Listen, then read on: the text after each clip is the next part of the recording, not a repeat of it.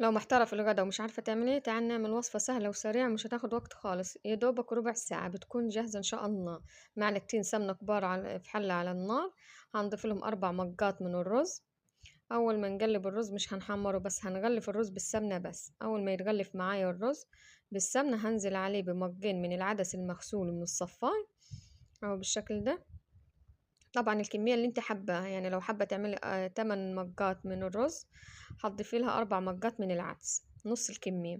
هنشوح العدس برضو لغاية ما يتغلف بالسمنة، وهنضيف له ايه البهارات بتاعتنا. هنضيف معلقة ملح كبيرة بالشكل ده، وهنزل عليهم نص معلقة فلفل اسود، وهقلب المكونات مع بعض.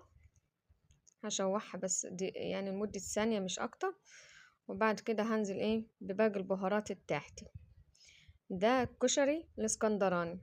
وهنزل بمعلقة كمون كبيرة دي الأساس، ومعلقة قرفة صغيرة اهي، وهنزل بمعلقة نص معلقة 7 بهارات، ونص معلقة كاري. بس كده هشوح الكل مع بعض لغاية ما اشم ريحة البهارات معايا تطلع في التشويح. هنزل بكمية المية بتاعتي لغاية ما تغطي الرز، وهظبط ملحي وهغطي ايه الحلة لغاية ما يستوي. هنسيب الرز بتاعنا يستوي، يكون مسلقين بيض، وهندحرجه في السمنة البلدي بالشكل ده.